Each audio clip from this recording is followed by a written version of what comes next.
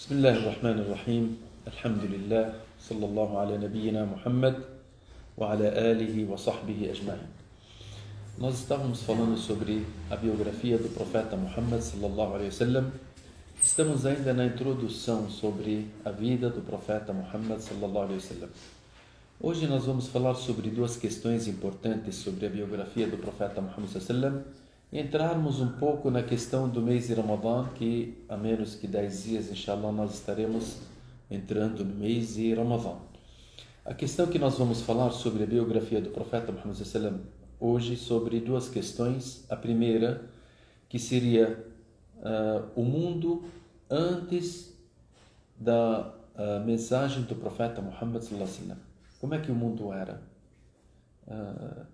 A Península Arábica, os romanos, os persas, as demais, a China, a Índia, esses países nós sabemos que eles estavam nas trevas totais antes da vinda do profeta Muhammad sallallahu alaihi wasallam. Resumindo essa questão, tem o hadith do profeta Muhammad sallallahu alaihi wasallam que ele fala sobre essa questão. Ele disse, يقول الله عز وجل, ele fez uma khutbah certo dia e ele disse Allah subhanahu wa ta'ala, وإني خلقت عبادي حنفاء كلهم أو كلهم. Eu criei todas as minhas criaturas na retidão. Hunafa, aquele que está na retidão, na crença em um único Deus. Aí o profeta Muhammad sallallahu alaihi wasallam, ele disse que Allah subhanahu wa ta'ala, ele diz, وَإِنَّهُمْ أَتَتْهُمُ الشَّيَاطِينُ فَاشْتَالَتْهُمْ عَنْ دِينِهِمْ. Vieram satanazes e tiraram eles da sua religião. Porque a origem da pessoa, Allah subhanahu wa ta'ala cria toda a pessoa já na crença de um Deus único. A criança ela já nasce na pureza. Essa pureza já vem na natureza da criança, que há um Deus único que deve ser adorado, que Ele é o Criador. Então a criança vai crescendo nisso. Só que depois ela se desvia conforme os pais dele, conforme a sociedade dele, conforme a situação onde ele vive. E Allah subhanahu wa ta'ala, ele fala nesse hadith, فَاشْتَالَتْهُمْ الشَّيَاطِينُ عَنْ دِينِهِمْ. Os satanazes vieram e foi tirando eles da pureza e da religião. وَحَرَّمَتْ عَلَيْهِمْ مَا أَحْلَلْتُ لَهُمْ. Então Allah subhanahu wa ta'ala, ele mandou os mensageiros e as pessoas já sabiam o lícito e ilícito. E ele disse, os satanazes, através de algumas pessoas nessas sociedades, começaram a proibir aquilo que Allah permitiu e permitir aquilo que Allah proibiu. E dentre as ordens que os satanazes ordenaram eles a fazerem, قال وأمرتهم أن يشركوا بي ما لم ينزل بي سلطانا. E os satanazes ordenaram as pessoas a idolatrarem aquilo que não devem fazer ou aquilo que eles não devem adorar, a não ser Allah subhanahu wa ta'ala. وَإِنَّ اللَّهَ نَظَرَ إِلَى أَهْلِ الْأَرْضِ. Então nesse momento o profeta Muhammad sallallahu alaihi wasallam, ele está falando sobre a situação antes do Islã. Aí ele disse, Allah subhanahu wa ta'ala olhou para a humanidade antes da mensagem do profeta Muhammad sallallahu alaihi wasallam, فَمَقَتَهُمْ, ele amaldiçoou a todos eles, porque todos eles estavam na adoração de ídolos, de estátuas, de pessoas, do sol, da lua, do mar, das pessoas, dos animais. Então as pessoas deixaram de adorar a Allah subhanahu wa ta'ala, e isso estava em massa em relação àquela época, a não ser, ele disse, Arabahum wa ajamahum, os árabes entre eles e os não árabes, illa baqaya min ahli al-kitab, a não ser alguns que estavam naquele momento que seguiam a mensagem do profeta Moisés ou do profeta Jesus, que a paz de Deus seja com ele. Naquele momento, subhanallah, as pessoas, as civilizações naquela época eram divididas em grandes partes, como nós já falamos. Tem 3 princípios que eles seguiam. 3 princípios que as pessoas seguiam naquela época. A primeira dela é o desvio doutrinário completo. الانحراف العقائدي التام. Então a doutrina deles tinha um desvio total, de não adorar a Deus, não seguir um mensageiro, não ter um livro. Então era um desvio total. Então isso fez com que a fé ela foi corrompida totalmente entre as pessoas. Então ninguém tinha fé naquela época em Allah subhanahu wa ta'ala. Então eles adoravam as imagens, tipo em Meca, tinha 360 imagens ao redor da Kaaba. As pessoas adoravam, cada tribo tinha uma imagem, tinha um ídolo a ser adorado. Os persas também eram assim, os romanos também eram assim, na Índia também eram assim, em outros locais também, as localidades naquela época, cada um tomava os seus ídolos como Deus. Então, a primeira coisa que seria o desvio doutrinário completo da civilização mundial naquela época. A segunda questão, o colapso moral completo. As pessoas já não tinham também a moral. Por quê? De onde que vem a moral, o bom caráter? Através da religião. Allah subhanahu wa ta'ala, ele determina que isso é permitido, aquilo não é permitido, porque se for deixado para as pessoas não sabem o que é permitido e que não é permitido, a não ser aquilo que Allah subhanahu wa ta'ala determina na vida deles, e eles levam isso na origem do ser humano, como nós falamos, que Allah subhanahu wa ta'ala ele cria ele na pureza, então ele tem algumas características, algumas qualidades, ou ele preserva, ou ele vai saindo desses bons caráteres. E por isso que o Rasul alayhi salam ele disse: "Innama bu'ithtu li'utammima makarim al-akhlaq." Eu fui somente enviado para completar o bom caráter. Então, o bom caráter, o profeta ele veio, foi enviado para completar o bom caráter que já não existia na pré-história ou antes do Islã. A terceira questão, que seria o acúmulo extremo de forças materiais.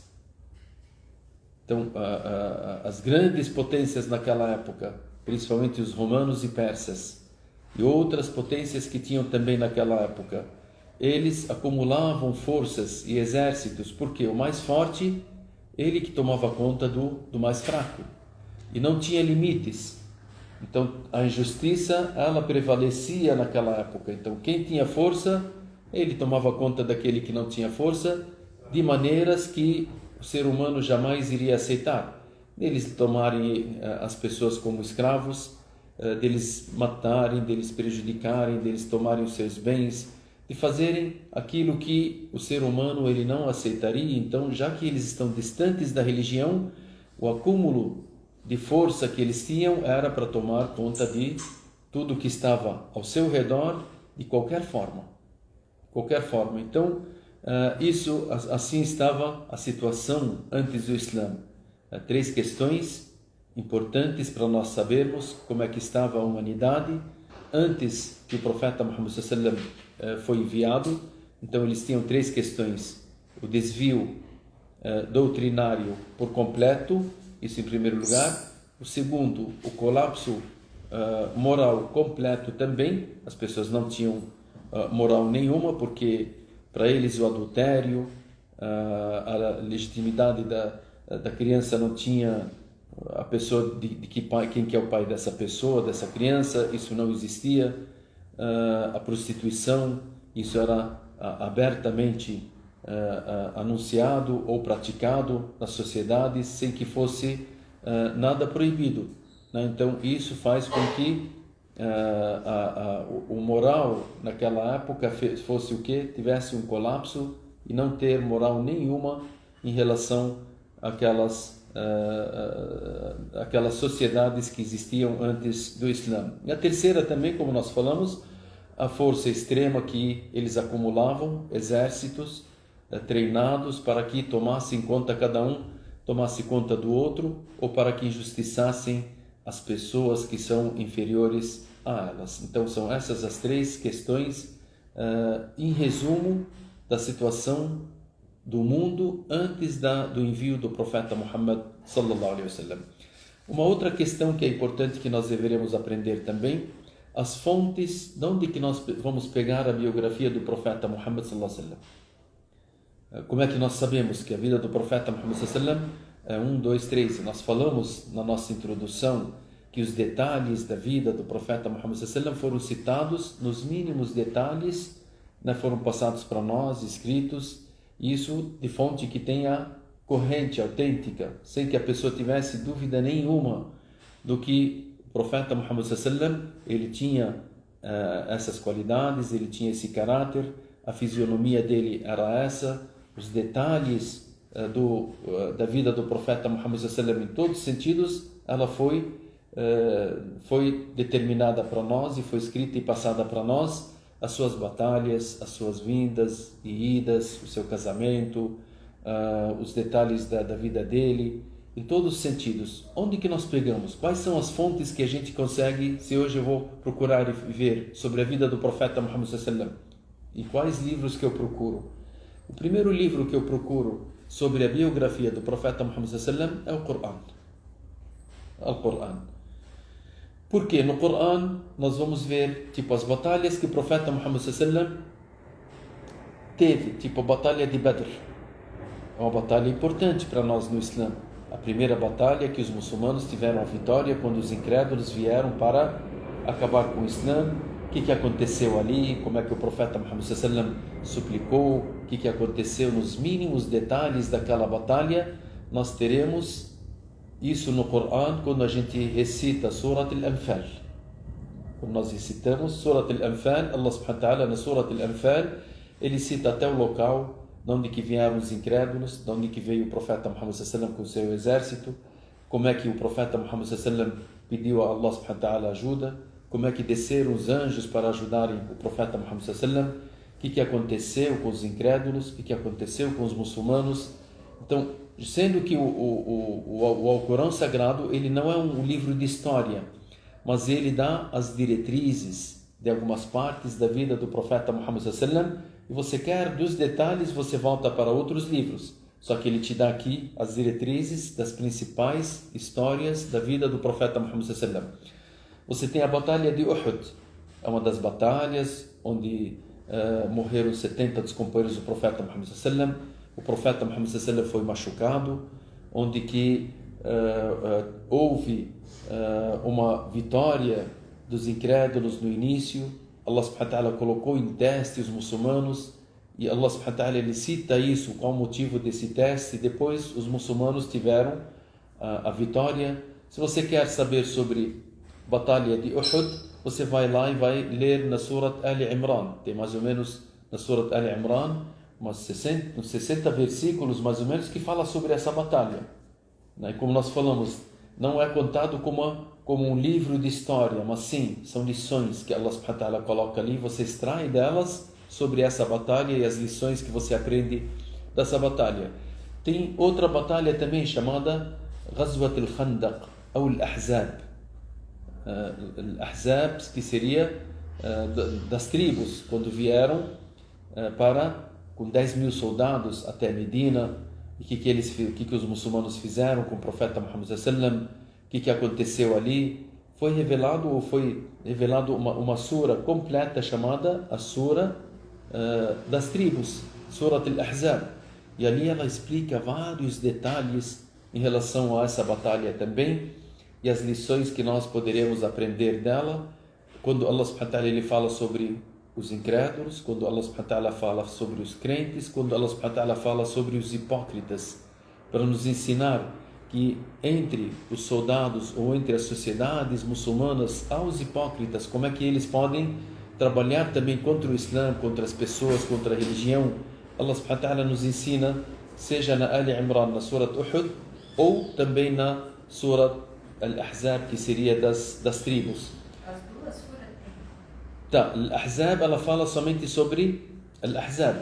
Surat Ali Imran também ela fala sobre os incrédulos, principalmente Ali Imran, na batalha de Uhud, ela fala sobre os hipócritas, porque os hipócritas tiveram uma grande história ali, que eles deixaram o profeta Muhammad sallallahu alaihi wasallam um terço do exército. Allah subhanahu wa ta'ala ele cita essa questão, né? Então nós vamos, inshallah, depois passar por essas batalhas que aconteceram através do que foi revelado no Corão e na Sunna do profeta Muhammad sallallahu alaihi wasallam. Também nós temos a batalha de Hunayn, que foi citada também na Surat At-Tawbah.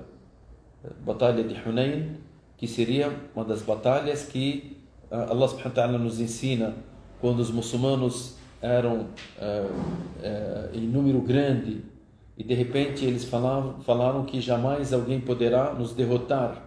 E Allah subhanahu wa ta'ala, ele colocou eles em prova e os incrédulos vieram de uma forma onde as pessoas começaram a fugir. O profeta Muhammad sallallahu alaihi wasallam chamou as pessoas e depois a vitória veio para os muçulmanos. Allah subhanahu wa ta'ala, ele fala aqui sobre o excesso de força que deixou as pessoas com orgulho e não falaram que nós iremos ter a vitória por causa que Allah está dando a vitória. Allah subhanahu wa ta'ala, ele fala: "A'jabat wa yawma Hunayn id a'jabatkum kathratukum", quando vocês acharam que vocês estão em grandes números, falam tughni ankum min Allahi shay'a, vocês não conseguiram fazer o que vocês queriam pela quantidade de pessoas. Aí Allah subhanahu wa ta'ala depois ele fala, e depois que Allah subhanahu wa ta'ala ele permitiu que a vitória fosse aos muçulmanos e ao profeta Muhammad sallallahu alaihi wasallam contra esses incrédulos. E ali tem também uma parte dessa história que é citada na Surah At-Tawbah. E outras histórias que nós poderemos aprendê-la e tirá-la do Corão. Então você tem uma grande parte da história do profeta Muhammad sallallahu alaihi wasallam que está dentro do Corão. Que está dentro do Corão. Dentre elas, na Surah Al-Ahzab mesmo, né? Quando Allah subhanahu wa ta'ala fala sobre um dos casamentos do profeta Muhammad sallallahu alaihi wasallam, quando ele casou com a Zainab, sobre uma das pessoas que era o Zaid, que era chamado filho de Muhammad, como é que Allah subhanahu wa ta'ala proibiu que uma pessoa adotiva ser chamada pela pessoa que adotou ela de ser chamada de pai.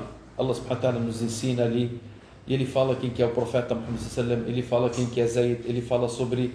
Então tem alguns detalhes que você pega da história do profeta Muhammad sallallahu alaihi wasallam dentro do Corão. A segunda fonte da história do profeta Muhammad sallallahu alaihi wasallam, a Sunnah Nabawiyya, que seria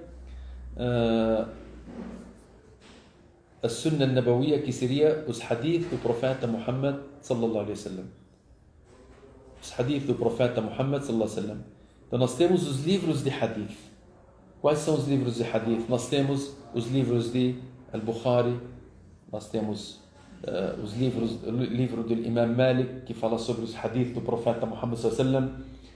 E esses livros, eles especificam capítulos específicos, dentre eles, que falam sobre o profeta Muhammad sallallahu alaihi wasallam, as suas batalhas, o profeta Muhammad sallallahu alaihi wasallam como um caráter. E todos os hadith que você lê também nos livros de hadith vai falar algum detalhe da vida do profeta Muhammad sallallahu alaihi wasallam. Então você tem os livros do hadith que são Sahih al-Bukhari, são o livro do Imam Malik, são o livro do Imam Muslim, tem Abu Dawood, tem Ibn Majah, tem At-Tirmidhi. Esses são os principais livros de hadith que nós poderemos também tirar algo da biografia do profeta Muhammad sallallahu alaihi wasallam desses livros. Então o Corão, depois vem a Sunnah, depois vem os livros de tafsir também. Os livros de tafsir que são a explicação do Corão, que os grandes sábios eles colocaram. Nós temos alguns livros que falam assim: Sabab al-Nuzul, o motivo da revelação desse versículo. Então ele cita uma história ali e fala: essa história, depois de acontecer, o profeta Muhammad sallallahu alaihi wasallam estava ali nessa história, Allah revelou esses versículos. Então você vai ter o que? Várias histórias pelo motivo de ser revelado por um motivo, alguns versículos que você vai saber o motivo através desses livros que são Asbab al-Nuzul, que falam sobre o motivo que foi revelado tal versículo ou tal versículo. Então existem também livros que são escritos, que você pega também deles a biografia do profeta Muhammad sallallahu alaihi wasallam. Tem outros livros que são escritos passados pelos Sahaba aos Tabi'in, que são chamados os sinais da profecia do profeta Muhammad sallallahu alaihi wasallam, Dalail al-Nubuwah, né? Os sinais da profecia do profeta Muhammad sallallahu alaihi wasallam, ou os milagres do profeta Muhammad sallallahu alaihi wasallam. Nós sabemos, quando a gente lê sobre os milagres que aconteceram no tempo do profeta Muhammad sallallahu alaihi wasallam, eles são se forem a ser contados, eles passam de 1000. Nós já falamos sobre os milagres de todos os profetas que passaram para nós, os 24 profetas que nós citamos, que às vezes tem profetas que tem um milagre, 2, 3, 10, conforme o profeta. O profeta Muhammad sallallahu alaihi wasallam, se você for contar os milagres dele, eles vão passar de 1000 milagres que aconteceram na vida do profeta Muhammad sallallahu alaihi wasallam. E o maior milagre que continuou depois da vida do profeta Muhammad sallallahu alaihi wasallam, e o único milagre que restou dos profetas foi o Alcorão Sagrado, o Corão. Ele é o maior milagre que ficou, e ele permanece até o dia do juízo final. Então nós temos, dentre esses livros que falam sobre os sinais da profecia do profeta Muhammad sallallahu alaihi wasallam, tem um livro chamado um livro do Imam Muhammad Yusuf Al-Firyabi. Ele tem um livro, ele é falecido no ano 212 da Hijra. Tem um livro que é bem conhecido também, que fala sobre os sinais da profecia do profeta Muhammad sallallahu alaihi wasallam, chamado Dalail al-Nubuwa al-Bayhaqi. Esse é um dos mais conhecidos, falecido no ano 458. Claro que eles foram escrevendo esses livros, eles pegaram de várias fontes naquela época e eles ajuntaram nesses livros. Esses livros são chamados de Dalail al-Nubuwa. Também nós temos os livros dos Tabi'in. Tabi'in, que são as pessoas que vieram depois dos Sahaba. Tipo o livro de Musa ibn Uqba, que é falecido no 140 depois da Hijra. 140 depois da Hijra. Ele tem um livro que fala sobre a vida do profeta Muhammad sallallahu alaihi wasallam. Sira an-Nabawiyya li Ibn Ishaq. Também, esse é um livro de Ibn Ishaq, que é falecido no ano 151 da Hijra. Também ele tem um livro que fala sobre a vida do profeta Muhammad sallallahu alaihi wasallam. Tem outro livro chamado Sirat Ibn Hisham. Também esse livro também é um livro completo que fala sobre a vida do profeta Muhammad sallallahu alaihi wasallam. Então são esses principais livros, além da poesia dos poetas que passavam as poesias que os Sahaba decoravam, e elas foram escritas por completas no tempo do profeta Muhammad sallallahu alaihi wasallam. Essas poesias, tipo, dentre os poetas tinha um poeta chamado Hassan ibn Thabit, que era bem conhecido, o poeta do profeta. Então, os poetas naquela época, eles tinham o quê? Eles faziam poesias e muitas delas eles falavam sobre o profeta Muhammad sallallahu alaihi wasallam. Então, aqueles detalhes falados sobre o profeta Muhammad sallallahu alaihi wasallam nas poesias são coisas reais. Foram passadas para nós, que através dessas poesias também você sabe sobre a vida do profeta Muhammad sallallahu alaihi wasallam.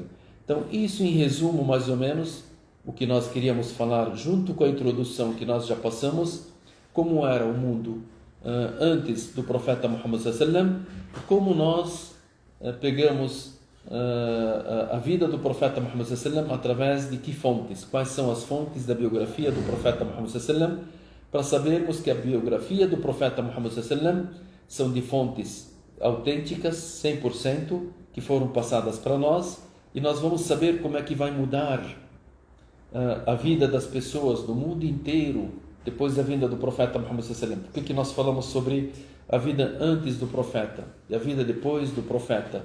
Os companheiros do profeta Muhammad sallallahu alaihi wasallam, como tem no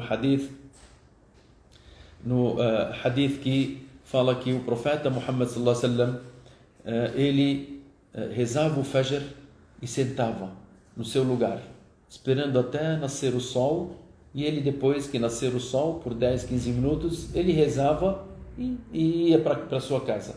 Os seus companheiros, eles sentavam também ali. E os Sahaba, eles passaram para nós que os companheiros, o profeta Muhammad sallallahu alaihi wasallam ficava sentado ali, e ele ficava recordando Allah subhanahu wa ta'ala. E os Sahaba, eles faziam rodinhas e começavam a lembrar o tempo da ignorância, antes do Islã. E lembravam de questões que eram motivo de dar risada. Eles sorriam, ou eles davam risada, e os Sahaba, eles falavam, e nós olhávamos para o profeta Muhammad sallallahu alaihi wasallam, ele nos ouvindo, e ele dava um sorriso, confirmando aquilo que eles estavam falando, e que realmente, antes do Islã, eles eram assim. Eram pessoas que não tinham, tipo Umar ibn Khattab, ele dizia, eu lembro, no tempo da ignorância, no tempo antes do Islã, eu tinha um ídolo que eu fiz com as tâmaras e comecei a adorar ele. De repente eu fiquei com fome e eu comi ele. Imagine, a coisa de dar risada, né? Você está adorando um ídolo, de repente você come ele. Isso não tem sentido. E assim, uma pedra que era adorada, de repente essa quebra, ela se quebra, ou cai ou tal. Uma madeira que você adora, de repente essa madeira entra o cupim, ele come ela e tal. Que Deus que é esse que ele é tão fácil de ser destruído, né? Então eles lembravam dessas questões e eles davam risada, e o profeta Muhammad sallallahu alaihi wasallam, ouvindo eles, ele sorria. E por isso que os ulama, que eles falam sobre o profeta Muhammad sallallahu alaihi wasallam, os árabes, dentre as civilizações naquela época, ele foi mandado entre os árabes, mas para o mundo inteiro, não só para os árabes. Allah subhanahu wa ta'ala, ele fala: وَمَا أَرْسَلْنَاكَ إِلَّا رَحْمَةً لِلْعَالَمِينَ. Nós somente te enviamos para que seja a misericórdia para os mundos, e não para um local só. O profeta Muhammad sallallahu alaihi wasallam, ele nasceu no meio de uma tribo árabe, em Meca, e cresceu ali. Os árabes naquela época, entre as demais civilizações, eles eram a última civilização em relação ao avanço, ao exército, à força, às civilizações que eles tinham. Então eles eram a última civilização, eram os menos privilegiados naquela época. Então se você tivesse 150 povos ou civilizações, os árabes estavam lá no número 150. De repente o profeta Muhammad sallallahu alaihi wasallam, em menos de 20 anos, o profeta Muhammad sallallahu alaihi wasallam tirou essas pessoas do número 150 e colocou eles em primeiro lugar. Imagine, em pouco tempo, como é que eles foram se avançando até ficaram em primeiro lugar durante séculos e séculos, eles dirigindo o mundo inteiro. E toda a civilização que nós temos, se você voltar para trás, você vai ver que tem uma base dessa civilização que é baseada em ensinamentos islâmicos, que o Islã incentivou as pessoas naquelas épocas a terem esse conhecimento. Nós vamos falar sobre isso somente hoje, sobre a vida do profeta Muhammad sallallahu alaihi wasallam, e nós vamos falar um pouquinho agora sobre a chegada do mês de Ramadã, que falta menos que um mês, menos que 10 dias. É bom nós sabermos, colocarmos uma programação completa no nosso dia a dia, no mês de Ramadã, principalmente uma questão, já que nós estamos falando sobre o profeta Muhammad sallallahu alaihi wasallam, de sabermos como o profeta Muhammad sallallahu alaihi wasallam era em Ramadã. Isso é importante, né? De nós sabermos como o profeta Muhammad sallallahu alaihi wasallam vivia no mês de Ramadã. Em primeiro lugar, o profeta Muhammad sallallahu alaihi wasallam, antes de chegar o Ramadã, ele se contentava, ficava contente e dava as boas novas para os seus companheiros, dizendo para eles: está chegando o Ramadã. E ele dizia no hadith: Inna hada ash-shahra qad hadarakum. Esse mês está sendo presente agora, está vindo. Fihi laylatun khayrun min alf shahr. Tem uma noite nele que é melhor que 1000 meses. Man hurimaha faqad hurim. Aquele que perder essa noite, ele está perdido, ou perdeu muitas coisas boas. O profeta Muhammad sallallahu alaihi wasallam, ele dizia, na primeira noite de Ramadã, já vinha dar as boas novas aos seus companheiros, dizendo, Suffidat fihi shayatin. Os satanases estão sendo acorrentados. Wa maradatul jinn.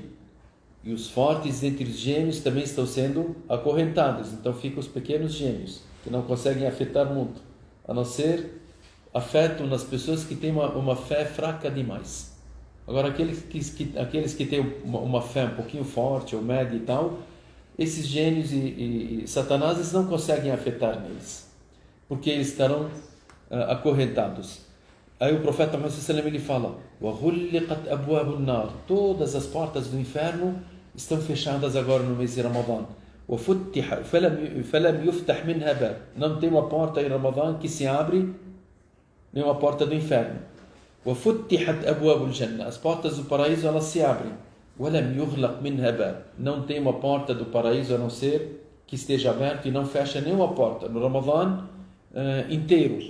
E ele fala: وَلِلَّهِ عُتَقَاءُ مِنَ النَّارِ وَذَلِكَ فِي كُلِّ لَيْلَةٍ. E Allah subhanahu wa ta'ala, toda noite, ele tem os libertados do fogo.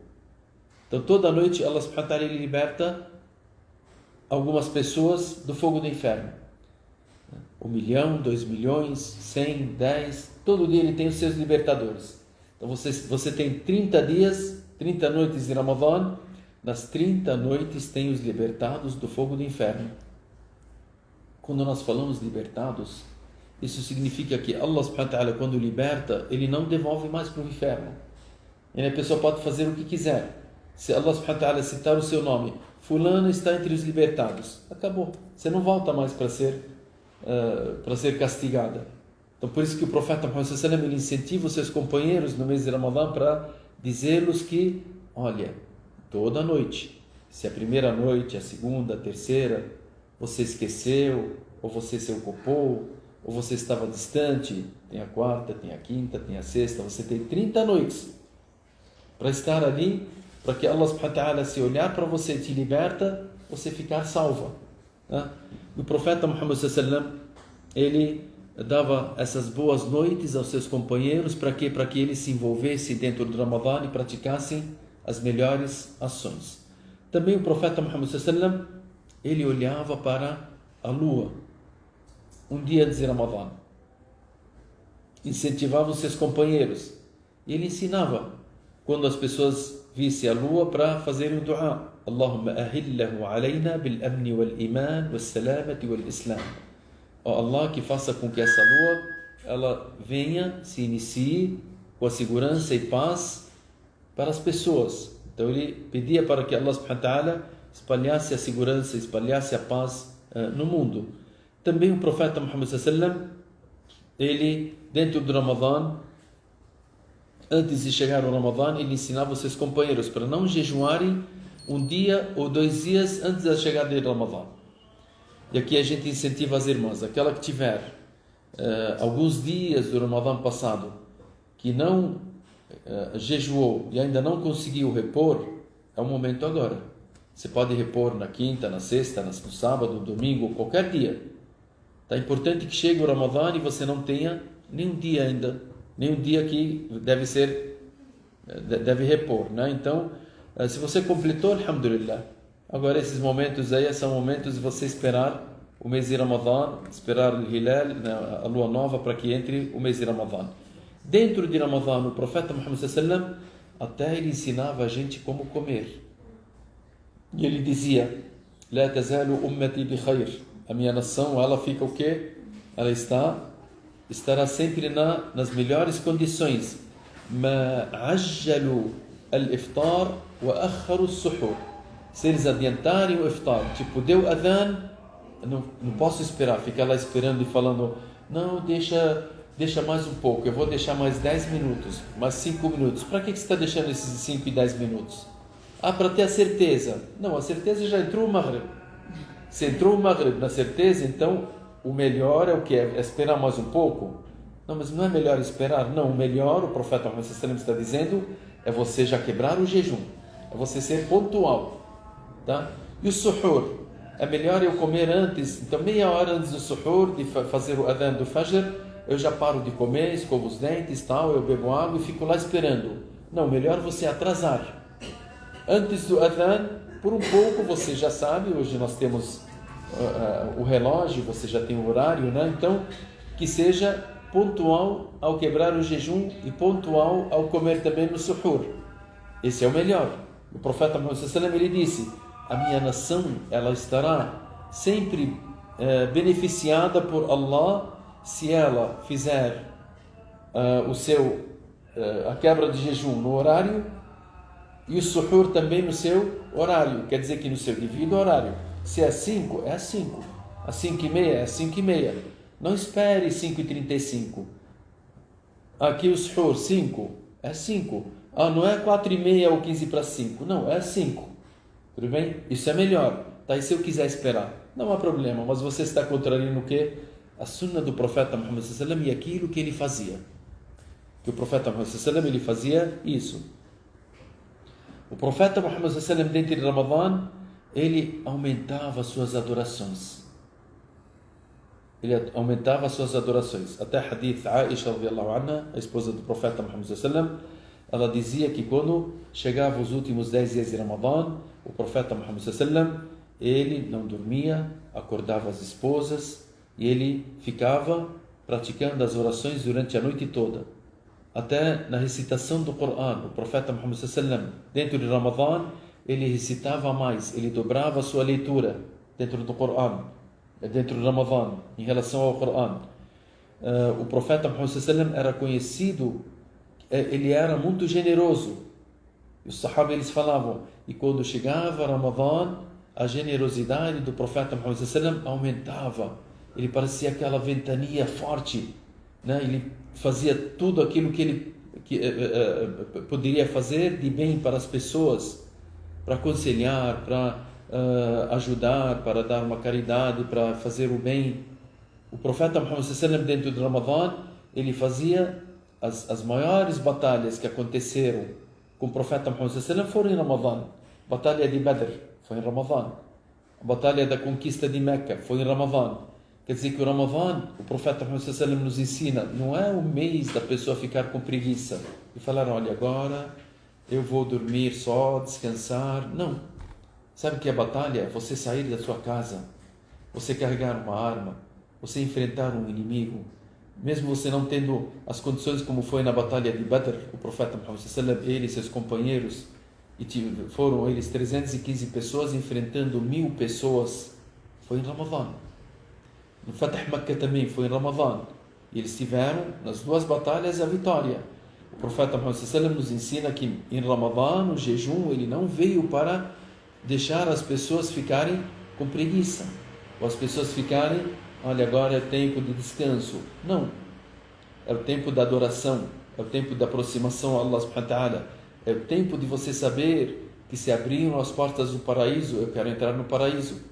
É o tempo de você saber que se fecharam as portas do inferno, eu quero me afastar do fogo do inferno. É o tempo de você saber que toda noite tem as pessoas que serão perdoadas por Allah subhanahu wa ta'ala, para você ser perdoada. Então o profeta Muhammad sallam nos ensinava dentro de Ramadã que nós deveremos estar mais ativos nas adorações do que em outras épocas. O profeta Muhammad sallam, ele também dava as boas novas para os seus companheiros nos últimos 10 dias de Ramadã, as últimas 10 noites, falando sobre Laylatul Qadr, para que eles ficassem acordados aquelas 10 noites, para que eles se esforçassem na adoração, se esforçassem na súplica, se esforçassem na caridade, se esforçassem no bem. Também o profeta Muhammad sallam, ele fazia bastante sadaqa em Ramadã. Isso nos ensina, porque a sadaqa, ela, como o profeta Muhammad sallam, ela apaga um pecado da maneira que a água apaga o fogo. Então a pessoa às vezes ele pode cometer alguns pecados, esses pecados podem te afastar de Allah subhanahu wa ta'ala. Você vai lá e faz caridades, essas caridades elas vão apagando aquilo que você tem de falhas. Por isso que nós temos no final de Ramadã uma sadaqa chamada Sadaqat al-Fitr, a caridade desse jejum. Por quê? Se você tiver qualquer falha no seu jejum, você estará pagando ali com a sua sadaqa para que o seu jejum esteja completo, sem falha nenhuma. E assim nós deveremos estar no mês de Ramadã, da maneira que o profeta Muhammad sallam, ele entrava no mês de Ramadã, ele praticava o Ramadã dessa forma. Até o profeta Muhammad sallam, ele esticava às vezes, ele ficava de jejum um dia com a noite, segundo dia com a noite, terceiro dia com a noite, sem quebrar o jejum. Imagine, até os companheiros dele, eles viram e perceberam que o profeta Muhammad sallam não quebrava o jejum. Eles queriam fazer igual. Ele disse, não, essas são as questões específicas do profeta Muhammad, que as demais pessoas não poderiam fazer, de ele ficar 2, 3 noites sem quebrar o jejum, ficar de jejum durante o dia e noite, 2 ou 3 dias e noites, com as suas noites, até que o profeta Muhammad sallam, ele impediu que eles fizessem, só que eles insistiram, eles disseram: mas nós vimos o Senhor fazer e nós queremos segui-lo. Aí ele falou: mas eu sou diferente de vocês. Allah subhanahu wa ta'ala, ele me sustenta, me dá força. A força que o profeta Muhammad sallallahu alaihi wasallam tem é diferente das forças que nós temos. Ele está ligado com Allah subhanahu wa ta'ala 24 horas. A gente se desliga de Allah subhanahu wa ta'ala. E quem está ligado com Allah, ele tem toda a força. Até que alguns deles insistiram e falaram: mas nós queremos tentar. O profeta Muhammad sallallahu alaihi wasallam, ele, no final do mês de Ramadã, quando ele sentiu que eles queriam tentar realmente fazer o jejum e seguir sem quebrar o jejum, aí ele falou: então, que me sigam.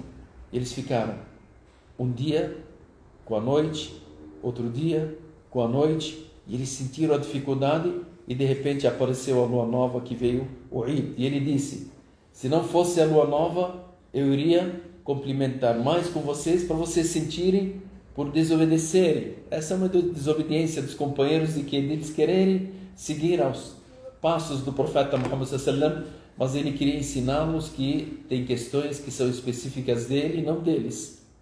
Só que aí o profeta Muhammad sallallahu alaihi wasallam nos ensina o esforço que ele tinha no mês de Ramadã. Esperamos que Allah subhanahu wa ta'ala faça com que nós alcancemos o mês de Ramadã da melhor forma, e que Allah subhanahu wa ta'ala olhe para nós já na primeira noite, e que sejamos perdoados por Allah subhanahu wa ta'ala, libertados do fogo do inferno, e nós com isso seremos, inshallah, felizes para sempre. Barakallahu fikum, sallallahu ala nabiyyina Muhammad wa ala alihi wa sahbihi ajma'in, walhamdulillahi rabbil alamin.